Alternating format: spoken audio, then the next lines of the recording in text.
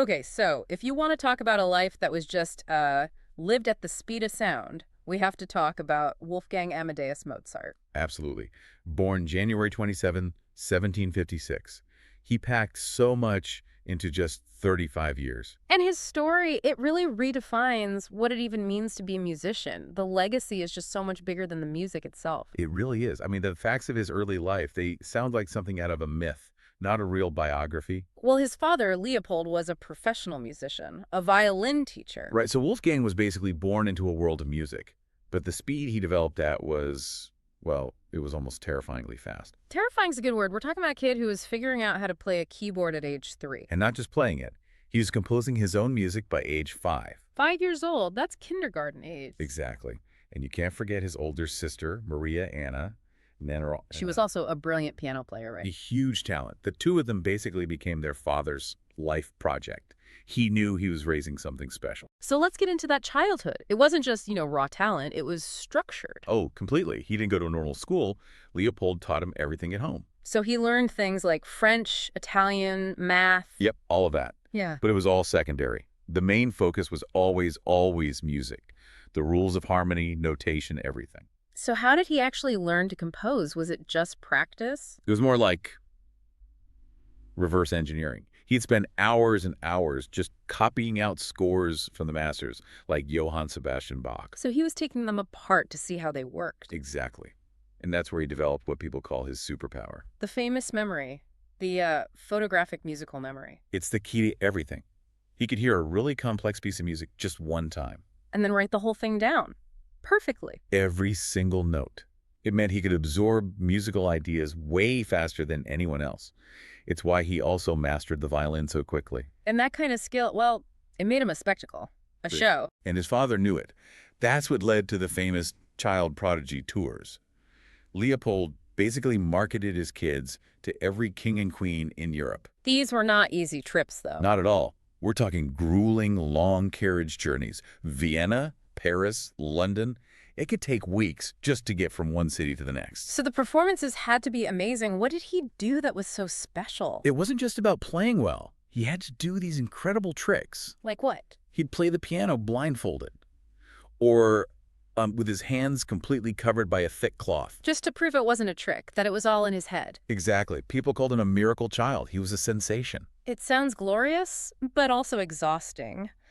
And that sort of celebrity childhood is what led to him feeling completely trapped later on. That's the real pivot point in his life. He goes back to Salzburg as a young man and gets a job as a concertmaster for the archbishop. A good, stable job. Stable, but suffocating.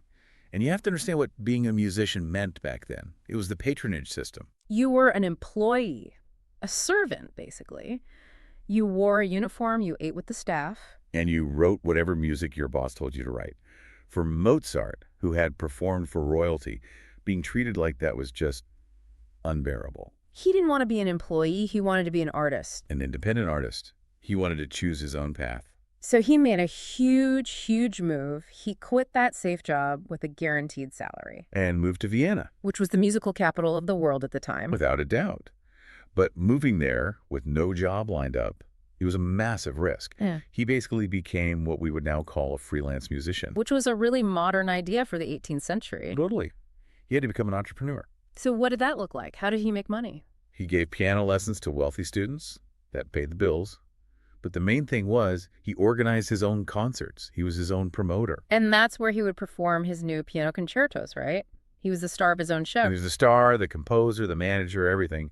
And it worked. The risk paid off almost immediately. Vienna went crazy for him. They did. They'd never seen anyone with his combination of speed, emotion, and just pure virtuosity. He was a celebrity. And he cemented that independence in his personal life, too. He married Constanze Weber in 1782. And his father, Leopold, hated the idea. Ah. He did not approve at all. So by marrying her anyway, he was making a clear statement. A total break. He was declaring that his life, professional and personal, was his own now. He was no longer his father's project. And you can hear that independence in the music. It's why it sounds so different. Let's start with his operas. He basically defined what modern opera could be. Masterpieces like The Marriage of Figaro, Don Giovanni. The stories feel so much more Human. That's it, exactly. He mixed comedy and tragedy. His characters weren't just gods or heroes, they were real people with real messy problems. It's like he put personality right into the notes. Right, take Don Giovanni. Oh. You have laugh-out-loud funny scenes right next to these terrifying moral lessons. The characters feel complex and flawed. And he wrote them in Italian and German, which meant more people could actually understand them. Reaching a much wider audience. Now, moving from the stage to the orchestra, his symphonies. Okay, so a symphony is a long piece for a full orchestra. A huge orchestra. Mozart wrote over 40 of them, and they are like the foundation of what we call the classical period of music. And that period is all about balance, clarity, structure. And Mozart was the master of that structure. He could write this incredibly complex music, but it never sounds muddy. You can hear every single instrument clearly. Even when it's loud and fast. Especially then. Yeah. His last two, numbers 40 and 41, are just perfect. They're the gold standard. And then there's his instrument, the piano. It was his voice, his main tool. He wrote 27 piano concertos. A concerto being a piece for a solo piano playing with a full orchestra. Yes, and he wrote most of them for himself to play at those Vienna concerts. They were his calling card. His style was famous for making the piano sing. Right. It wasn't just hitting keys. It sounded like a human voice. Expressive and soaring.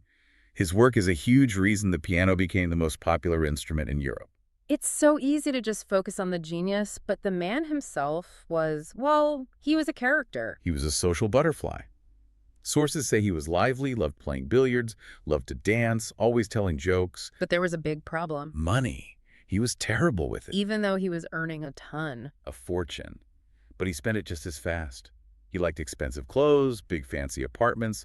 He was living the celebrity lifestyle. Which meant his family was often struggling financially. Constantly. Despite all that chaos, though, his work ethic never, ever slipped. He was a composing machine. Every single day. And the amazing part is he composed most of it in his head. While he was doing other things. Yeah, while playing billiards or traveling in a carriage, he'd work out pieces mentally and then just sit down to write out the finished score. That intensity leads us right to the end of his life and that mystery around the Requiem. It's such a dramatic story. He was already very sick in late 1791, and this mysterious stranger shows up. And commissions him to write a Requiem. Which is music for a funeral service. A funeral mass. It sounds like a plot from a movie. It really does. That? And because Mozart was so ill and under so much pressure, he got this idea in his head. He started to believe he was writing the Requiem for his own funeral. Oh, wow. So he was convinced he was writing the music for his own death. He was. He worked on it feverishly, right up until the very end. But he never finished it. No. He died on December 5, 1791, before it was done. But he left behind all these detailed notes and sketches. So one of his students was able to complete it. Exactly. And in a way that really honored his vision. And that piece is now one of the most famous and powerful choral works in all of history. So after all that, what's the takeaway? What did he leave behind? Well, he died at only 35. He was buried in a simple, common grave, which was standard practice in Vienna then. And yet he left behind over 600 pieces of music. Over 600. The sheer volume and quality is just... it's mind-boggling. He took the elegant, structured rules of the classical period and just pumped them full of emotion and complexity. He showed what was possible. Well, he really did.